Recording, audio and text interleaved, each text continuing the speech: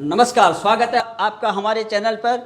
जिस तरह से आज जो है आने वाले नवंबर में बिहार के जो राजनीति फिर गरमाने वाली है और बिहार में जो है घोषणा हो चुकी है, बिहार में अब चुनाव होंगे और बड़ा दंगल होगा और जो नतीजे सामने आएंगे तो हम आपके सामने प्रस्तुत करते हैं। हमारे साथ जुड़ रहे हैं बिहार मामलों, बिहार राजनीति से जुड़े और बिहार के जो है अंदरूनी जो राजनीति से जुड़े हुए सतीश झा जी से। सतीश झा जी, आपका बहुत बहुत स्वागत है हमारे चैनल पर।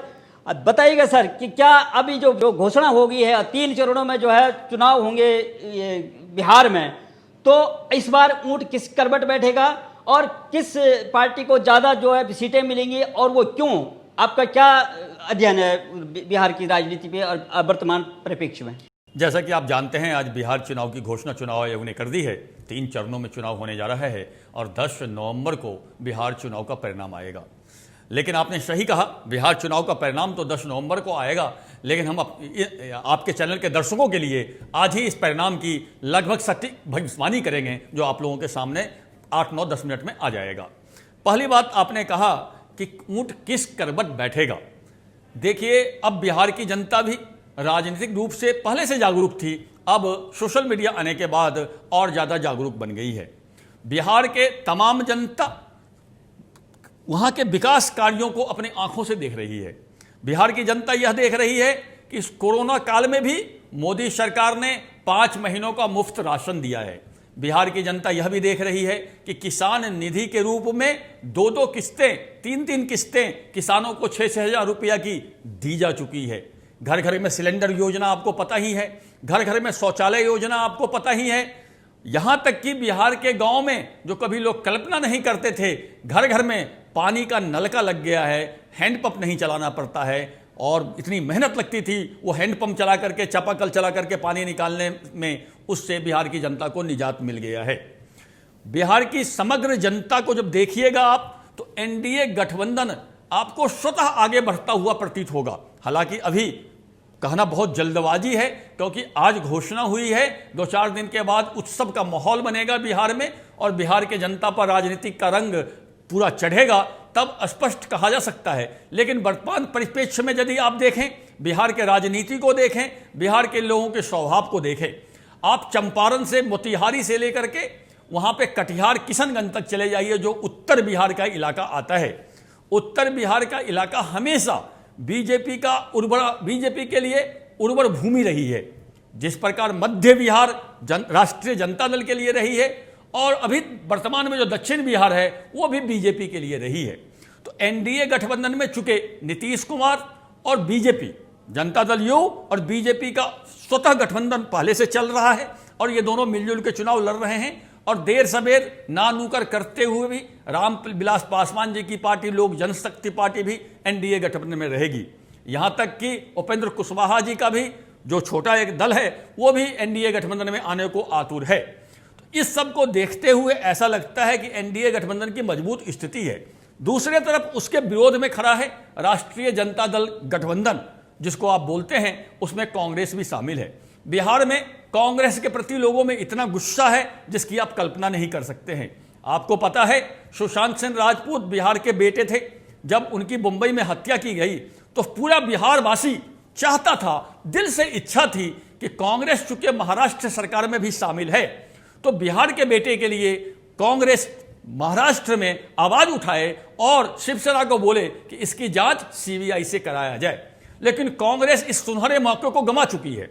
कांग्रेस बिहार में अब मुंह दिखाने लायक नहीं रही, क्योंकि बिहार की जनता मानती है यदि कांग्रेस चाहती तो बिहार के बेटे सुशांत सिंह राजपूत को पहले ही सीबीआई जांच महाराष्ट्र सरकार दे देती, क्योंकि नहीं तो कांग्रेस धमकी दे सकती थी कि आप यदि सीबीआई को सुशांत सिंह मौत की जांच नहीं दोगे तो मैं आपका समर्थन वापस ले लूंगा, और बिहार की जनता आज कांग्रेस की वाहवाही कर रही होती। लेकिन कांग्रेस ने अपने कृत्यों से, अपने कार्यों से बिहारियों को शर्मिंदगी महसूस करवाया है, बिहार में अपनी छवि खराब करी है। और चूंकि कांग्रेस की छवि खराब होने से राष्ट्रीय जनता दल की भी छवि खराब हुई है, क्योंकि राष्ट्रीय जनता दल को भी चाहिए था कि वो कांग्रेस पर दबाव डाले कि आप महाराष्ट्र सरकार में साझेदार हैं, आप महाराष्ट्र सरकार को मजबूर कीजिए कि बिहार के बेटे को न्याय दिलाए। लेकिन राष्ट्रीय जनता दल ने भी यह काम नहीं कर सका है। दूसरी बात, जब से राष्ट्रीय जनता दल के सर्वोच्च नेता लालू प्रसाद यादव जी भ्रष्टाचार के आरोप में जेल में बंद हुए हैं, लोगों में एक ऐसी भावना आई है कि एक भ्रष्टाचारियों को हम वोट कैसे दें, भ्रष्टाचार वालों के परिवार को वोट कैसे दें। तेजस्वी यादव जी के भी ऊपर भ्रष्टाचार के अनेकों आरोप हैं, जैसा कि आपने देखा ही होगा, उन पे भी मुकदमा चल रहा है। रेलवे वो जो कैटरिंग वाला मुकदमा है वो उन्हीं पे चल रहा है। तो इस सब को देखते हुए एक तरफ एक भ्रष्ट गठबंधन आपके सामने है, एक तरफ नरेंद्र मोदी का एनडीए गठबंधन आपके सामने है। तो बिहार की जनता ने अब देख लिया है कि हमें कौन से गठबंधन के साथ जाना है। बिहार की जनता लगभग यह तय कर चुकी है कि हमें एनडीए के साथ जाना है, नरेंद्र मोदी के नेतृत्व में जो गठबंधन है उसके साथ जाना है और नीतीश कुमार जी को मुख्यमंत्री बनाना है। तो मेरे हिसाब से जो आज बिहार चुनाव की घोषणा हुई है, उस घोषणा का परिणाम यदि आप देखना चाहें तो इस ढंग से हो सकता है कि कुल 243 सीट है। अब मैं आपको सबसे महत्वपूर्ण, जिसके लिए आप लोग इंतजार कर रहे हैं, जिसके लिए हमारे एंकर महोदय ने कहा था कि आज हम आपको बहुत ही महत्वपूर्ण सूचना देंगे क्योंकि बिहार चुनाव की घोषणा हुई है और आज आपको बताएंगे विश्लेषण कि बिहार में किसकी सरकार बनने जा रही है। तो मैं उसी पे आ रहा हूं। 243 सीटें हैं, 143। आप यदि एक मोटा मोटी अनुमान लगा लें तो 243 में से लगभग 100 सीटें राष्ट्रीय जनता दल गठबंधन और 143 सीटें, जो 150 भी हो सकती है, एनडीए गठबंधन जीतेगा अभी तक के हिसाब से। 90 से 100 राष्ट्रीय जनता दल, कांग्रेस और छोटे मोटे जो दल उसमें साथ हैं वो सब मिलकर जीतेंगे और 140 से 150 सीटें एनडीए गठबंधन जीतेगा।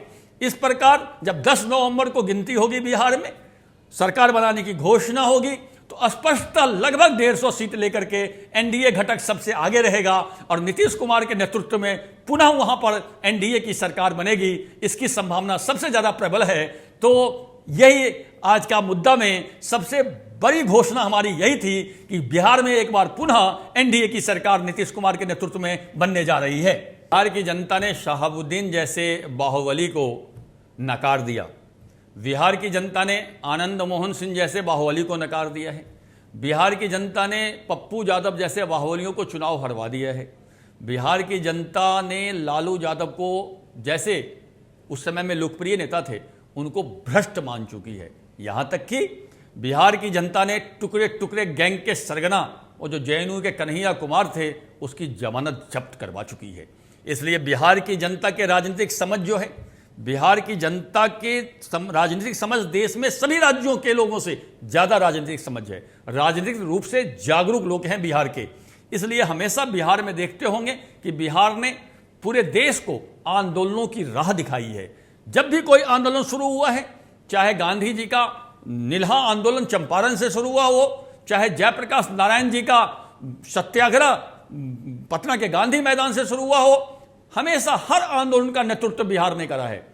और इसीलिए इस चुनाव में बिहार पुनः एक बार नेतृत्व करने जा रही है, क्योंकि कोरोना के बाद का यह पहला चुनाव है जो देश को बताएगी कि अभी भी नरेंद्र मोदी के नेतृत्व में पूरे देश की आस्था है।